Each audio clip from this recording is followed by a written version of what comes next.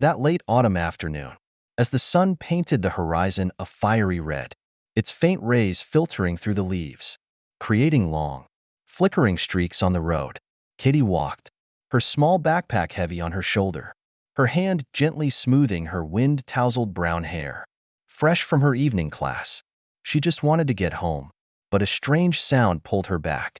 An engine was grumbling, not the sound of it moving, but rather stuck in place. She stopped and saw a man in uniform bent over the machine. He was tall, his shoulders broad, with wavy dark hair falling over his brow, and eyes that seemed to pierce everything. "Is your bike broken down?" Katy asked, hesitant, unsure if he needed help. The man looked up, his blue eyes sparkling with a smile. "It seems so. Do you happen to know how to fix one?" he asked, his voice warm, with a hint of humor that made her smile. "Not really," she admitted, blushing slightly, "but I know a repair shop nearby. Perhaps they could help." He straightened up, wiping his hands on a worn cloth.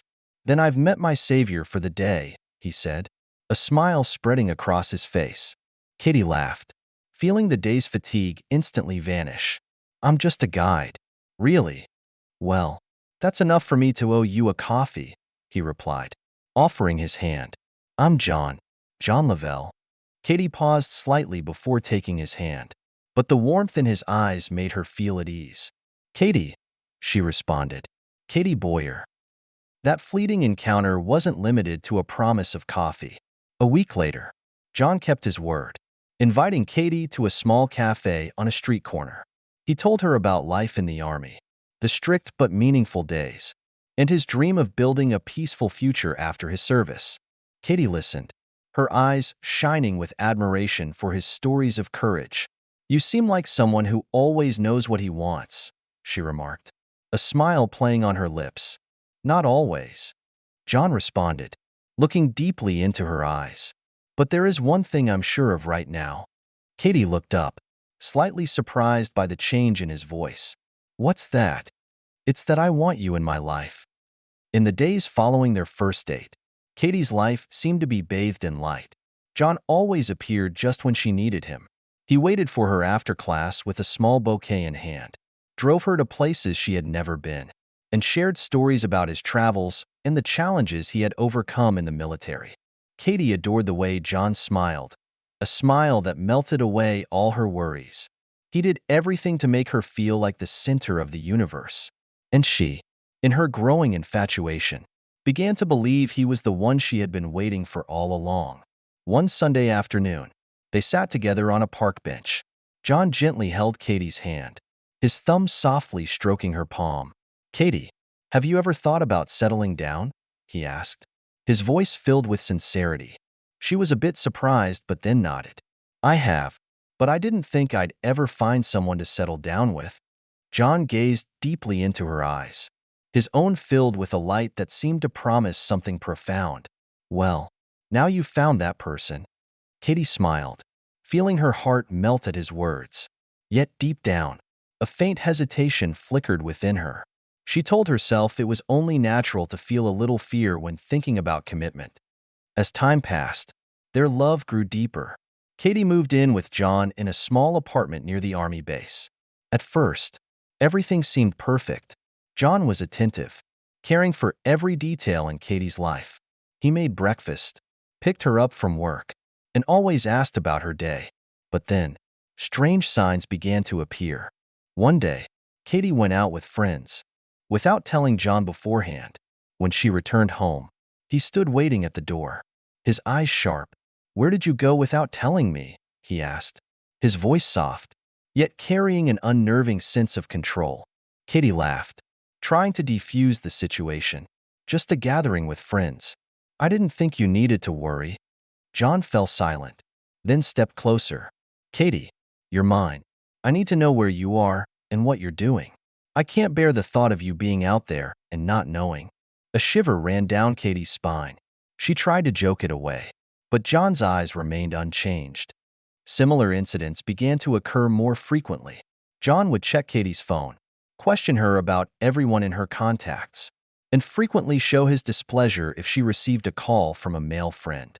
"I'm just worried about you," John said when Katie tried to object. There are so many bad people out there, and I just want to protect you. Katie wanted to believe his words, but she couldn't ignore the suffocating feeling in her heart. She no longer felt the freedom she once had. One night, as Katie read in the living room, John came in, holding a small box. I have something for you, he said, a strange smile on his lips. Katie opened the box and saw a delicate necklace with a shimmering blue stone. It's beautiful, John, she said, but then she noticed her name was engraved on the stone. I want you to wear it all the time, John said, his voice gentle yet firm, as a reminder that you always belong to me. Katie didn't say anything, just smiled weakly, but in her heart, a feeling of unease was starting to creep in. She was beginning to realize that this love might not be the sweet dream she once thought it was. Katie began to feel as if her life wasn't entirely her own anymore. John gradually intervened in every small detail of her day, from what she wore and ate to what she posted on social media. At first, she thought it was just excessive concern, but when he controlled where she went and who she met, Katie realized that this was no longer love, but ownership. One morning, as Katie was getting ready for work, John sat in the living room, his eyes following her every move. You're going to wear the blue dress today, he said, his tone calm but allowing no argument. Katie paused, looking at him in the mirror. I was thinking of wearing the floral dress. It's more suitable for the weather today, she said, trying to keep her tone light. John stood up and approached her. I said the blue dress. It makes you look better.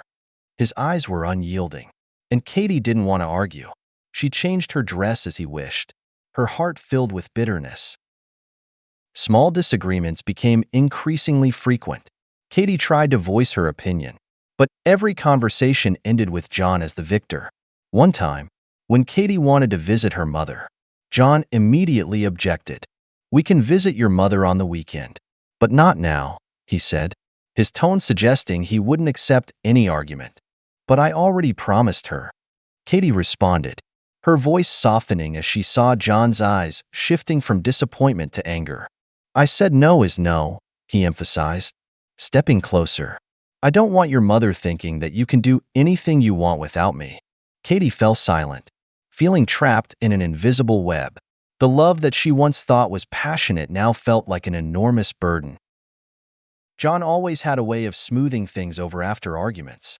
He would often bring gifts to express his remorse. One evening, he brought home a large photo frame with a picture of the two of them. The photo was beautiful, but Katie couldn't help but feel it was a silent reminder of his possessiveness. I thought we should hang it in the living room, right over the sofa. What do you think? John asked, his voice full of self-satisfaction. Katie nodded, not wanting to argue, but as she saw his pleased smile, she realized that the photo wasn't just a gift. It was a symbol of the control he was tightening around her. One night, Katie woke up to find John gone. The room was pitch black, with only a faint moonlight filtering through the curtains. She quietly went downstairs and found him in the living room, sitting in front of his computer. The screen showed strange text, articles about how to track someone without being noticed. Katie held her breath, standing silently in the shadows, feeling a chill run down her spine. She didn't know what to do, confront him, or quietly go back to bed and pretend she hadn't seen anything. When John turned and saw her, a hint of surprise flashed across his face. What are you doing here? He asked, his voice even. Katie swallowed hard. I couldn't sleep. I just came down for some water, she said, trying to keep her voice steady. John nodded, then turned off the computer. You should go to sleep. It's late. His voice was still gentle, but Katie couldn't shake the feeling that he had just been doing something he didn't want her to see. Katie felt like she was living two separate lives. During the day, she tried to act normal, keeping things calm to avoid angering John. But at night, she tossed and turned, thinking about her choices. She loved John, but she couldn't deny that his control had turned their love into a prison. Every time Katie thought about leaving, she was haunted by his eyes, his persuasive but also threatening voice. If you leave, I will never forgive you. His words echoed in her head. Katie knew she had to make a decision before it was too late. Katie found herself increasingly squeezed by John's control. Her every decision had to go through him, from choosing what to eat to the smallest plans.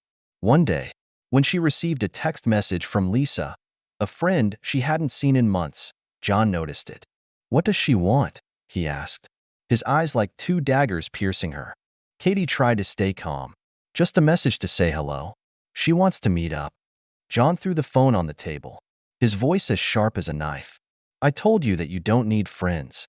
You have me and I'm enough." Katie didn't answer, just nodded.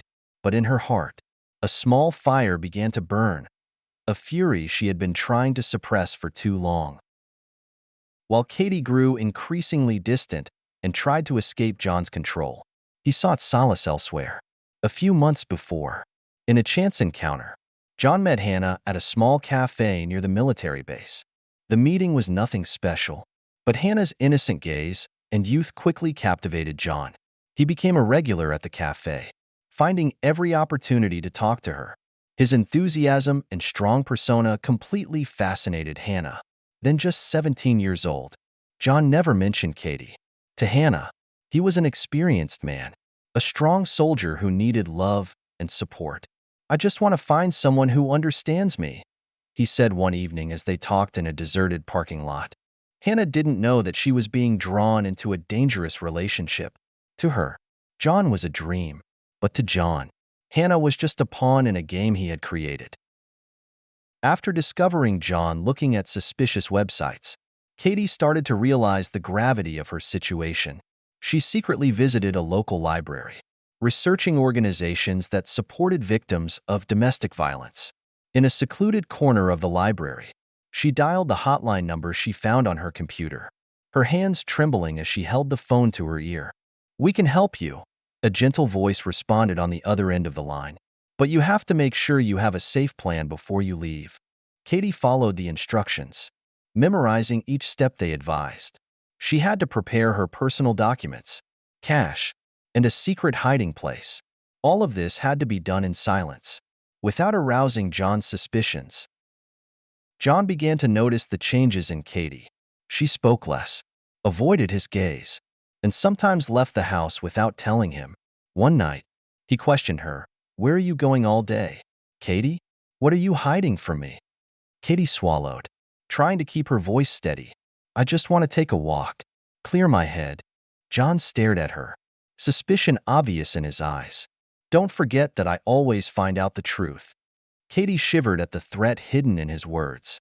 She knew that John wouldn't stop if he felt betrayed. Katie decided to leave on the weekend, when John would attend a military event lasting all day. She put her documents, cash, and a few important personal items in a small bag, hiding it under the bed. She also texted Lisa, asking her to pick her up at a nearby meeting spot. But as the fateful day approached, Katie noticed that John's behavior was changing. He spent more time at home, kept a close watch on her, and even stayed up later than usual. She felt like she was trapped, and even the smallest mistake could be fatal. In the quiet of the night, Katie quietly packed her belongings, her heart heavy with anxiety. As she opened the back door, a chilling voice rang out. "Where do you think you're going, Katie?" She turned to see John standing there, holding the hunting knife he always carried. His eyes were threatening, but also tinged with pain. "You thought you could leave me?" he asked, his voice as if pleading yet ready to explode. Katie had nowhere left to run. She felt cold sweat running down her back as she tried to calm down. "John, I'm not trying to leave. I just need some space," she said, her voice trembling, but she knew that he didn't believe her. Katie sat huddled in the corner of the room, staring at the bag that John had thrown on the floor. The small items inside, her documents, the cash, and her little book with the escape plans, were now evidence of the betrayal that he had always feared. John stood near the door, his hand clutching the hunting knife he often used for work. "Katie," he said, his voice low and measured, "did you think you could leave me?" Katie swallowed hard, trying to stay calm. "John, I just need some space. I don't want to leave you, but I can't live like this anymore," she said, her voice trembling. John laughed quietly, walking closer to her. "I've given you everything. Katie, why can't you just love me? Katie stood up, trying to keep a distance from him. John, love isn't about control. I want to be free. The final words came out, striking hard at John's pride. No, John shouted, his eyes blazing. You will not leave me. You belong to me, Katie, and if I cannot have you, then no one can. Katie backed towards the door, but John was quicker. He lunged, grabbed her hand, and pulled her violently. She struggled, but his strength was too great. John, please, don't do this, she screamed, tears welling up in her eyes. But John heard nothing but the rage that was screaming in his head. With a swift motion, he pushed Katie to the floor. I've given you everything. Katie, why can't you just love me? He raised his knife, the metal flashing under the dim light. Katie screamed, but the sound was swallowed in the moment that the knife pierced the air. When all was quiet, Katie lay motionless on the floor, her eyes wide open as if she couldn't believe what had just happened. John, panting heavily, looked down at his hand, clutching the bloody knife. He realized what he had done, but instead of panic, he fell into a strange state of silence. I did this for us, he whispered. John sank to his knees beside Katie, his hands trembling as he touched her face. I didn't want this. I just wanted you to stay, the words echoed in the quiet room, like a late confession. But instead of calling the police, John started to erase the evidence. He cleaned the knife, tucked it into his pocket, and then lifted Katie, placing her on the sofa. He looked around the room, trying to figure out how to make this look like an accident, but his mind was a mess. Before leaving the scene, John took Katie's phone and texted Lisa, pretending that Katie was still alive. Lisa, I need some time to think. Don't call me right now, the message read. 2 days after Katie was reported missing, her body was found in an abandoned house deep in the forest. Police, receiving a tip from a hiker who had stumbled upon the site, quickly arrived on the scene. The house, with its dilapidated walls and musty smell, had now become the site of a tragedy. Katie's body lay on the cold floor, lifeless and haunting. The fatal wound to her body was quickly identified as the work of a knife. On the wooden floor, dried bloodstains still remained, like traces of a cruel act. In the quiet of the house, every small detail became a valuable piece of evidence. The official investigation started that very day. Investigators focused on Katie's close relationships, especially John Lavelle, her former husband with a history of violence and accusations of threatening her. Pieces of the puzzle began to fit together, revealing the full scope of his crime. Data from Katie's phone showed that, on the night of her disappearance, John's phone was in the vicinity of the crime scene. Katie's car, found abandoned near John's house, only increased the suspicions. Police also collected statements from Katie's neighbors, who had heard loud arguments between the two a few days before she vanished. He said that if Katie left him, she would pay, a witness recounted, her voice full of horror. In the days that followed, as police tried to summon John for questioning, he disappeared. A frantic search was launched, but all traces of John seemed to have vanished. His old car, which had been seen leaving South Carolina, was the only clue. John had not run alone. With him was Hannah Thompson, his new girlfriend, a young girl who had just turned 18. Her presence in this flight made everything more complex. Was Hannah an accomplice or just another victim of John's manipulation? The old car rolled along a deserted road, the dim streetlights flashing over the windshield, creating short streaks of light on John's tense face. Hannah sat in the passenger seat, her hand clutching a bag on her lap, her eyes nervously looking around as if afraid that any car behind them could be the police. The atmosphere in the car was thick, filled only with the hum of the engine and John's uneven breathing. He gripped the wheel tightly, his gaze fixed on the dark road ahead. On his forehead, drops of sweat trickled down, despite the fact it was late and the air was cold. Where are we going, John? Hannah asked, breaking the silence. Her voice trembled, as if she too feared the answer. Out of here, as far as possible, John responded, his gaze unwavering from the road. His voice was low and dry, as if all emotion had been swallowed by fear. Hannah said nothing more, but her hand tightened around her bag, as if searching for something to hold on to amidst the chaos. She didn't fully understand what was going on. She only knew that from the moment John got in the car, his face had changed, no longer the strong, confident man she knew, but rather someone who was being hunted. John turned off the highway, driving onto a small road that led to a remote town. They didn't speak to each other the entire way, only allowing the thoughts of chaos to invade their minds. Hannah remembered the moment a few hours earlier, when the police had knocked at John's door. Their stern voices still echoed in her head. "We need you to come to the station to answer some questions about Katie Boyer." At that moment, John had calmly replied that he would cooperate. But as soon as the police left, he turned to Hannah, his eyes wide with panic. "We have to go now," he said, almost ordering her. "Don't ask questions. Just trust me." Now, on this dark road, Hannah started to doubt. Trust him? Did she really understand the man sitting next to her? John had once told her that Katie had ruined his life, that he just wanted a chance to end things. But what did that mean? She dared not ask. And maybe she didn't want to know the answer. Hannah looked at John, his eyes filled with tension and anger. He drove faster, as if trying to run away from something that was chasing them. But it wasn't just the police who were hunting them. The ghost of Katie was also with them. "John, we can't keep running," she whispered, her voice almost lost in the sound of the engine. "If you did something, then we should just turn ourselves in."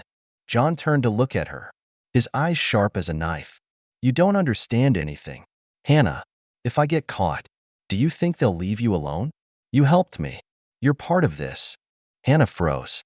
She wanted to say that she didn't know anything, that she was just doing what he asked because she trusted him. But the words seemed to get stuck in her throat. Fear began to creep into her, not only for the police, but also for the man beside her. They stopped at a small roadside motel in Georgia. Hannah stepped out of the car, her legs trembling as she touched the ground. John pulled her back, his eyes softening slightly.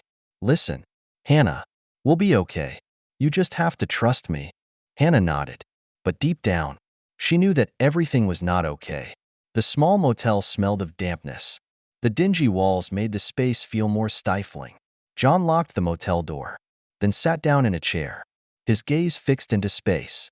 "We'll leave tomorrow," he said, his voice monotone. "No one can find us." But Hannah knew that truth always had a way of being exposed. And she also began to realize that, no matter how far they ran, the ghost of Katie would always be there, haunting them forever. The old car stopped in a small town in Georgia, a place where time seemed to have stood still. John, his face half covered by a baseball cap, stepped out of the car and looked around cautiously. He chose a small roadside inn where no one asked too many questions. At the reception desk, he quickly wrote a fake name on the registration form, his eyes always watching the windows to make sure that no one was following. In the cramped motel room with its stained walls and a bed that creaked with every move, Hannah sat curled up on a chair, her eyes vacant. She was only 17, but she felt as though she'd lived an entire lifetime in the past few days. John said this was where they would stay temporarily before finding a safer place. "We'll be okay," John said, placing his hand on Hannah's shoulder. His eyes softened for a moment, but his hand still gripped tightly, as if to add certainty to his words. "You just have to do what I tell you." Hannah nodded. She wanted to believe him, wanted to believe that everything would be okay. But the images on a news broadcast that she had glimpsed in the motel made her heart sink. Images of Katie, a radiant face, and the words "primary suspect, John Lavelle," were clear, like a constant reminder. "John," she said in a quiet evening as they ate a simple dinner, I think we should turn ourselves in." John's fork fell on the plate, creating a sharp sound. He stared at her, his eyes blazing with anger. "Are you crazy? If I go to jail, do you think they'll leave you alone?" His voice was like a knife slashing through the air, making Hannah afraid to respond. But in her heart, a fear started to creep in, not only of the police, but of the man in front of her. Life in hiding was not easy, and the mounting pressure made John more unpredictable. He was no longer the gentle, confident man that Hannah knew.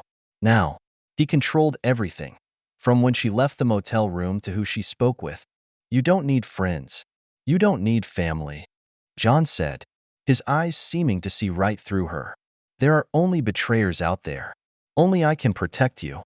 Hannah wanted to object, but each time she tried, John made her feel guilty. Do you think you're innocent? He asked, his voice cold. You helped me. You're just as guilty as I am. If I get caught, you'll pay the price too. Those words were like an invisible chain that tied Hannah down, making her afraid to disobey him. But deep in her heart, she knew she was becoming a victim, just like Katie had been. Life on the run was dangerous, and the pressure caused John to make mistakes. While in Texas, John went into a bar for a drink, something he had previously avoided. In his drunken stupor, he let his tongue get away from him. He told a stranger sitting next to him, I'm running from my past. There are some things that I don't want anyone to find out. The man, noticing something odd, called the police. For the first time in days, John's trace had been discovered. Hannah realized John's recklessness and knew that they couldn't run forever. One night, while they were in their motel room, she looked at him, her voice urgent, John, we have to stop. I can't live like this anymore. But John refused to listen. He grabbed her hand, his eyes full of anger and control. You think you can survive without me? If you don't have me, you're nothing. Hannah was scared, but his words also shook her awake. She knew that to get out of this cycle, she had to do something before it was too late. Hannah started to act in secret. One night while John was sleeping, she borrowed a phone from someone at the motel and texted her family, begging for help. She told them that she wanted to leave but didn't know how. A few days later, the police received a tip about their whereabouts from an anonymous phone call. Hannah sat by the window, looking out at the road ahead, her heart filled with guilt and fear. John still knew nothing, only saying, we will move soon. Just wait a few days.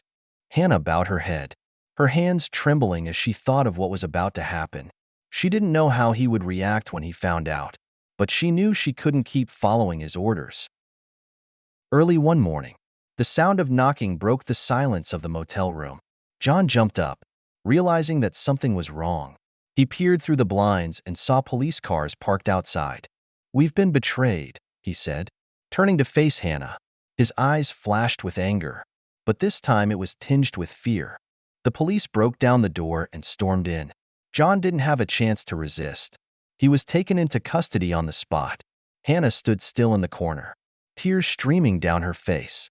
She knew that this was the only way to escape the darkness that John had dragged her into.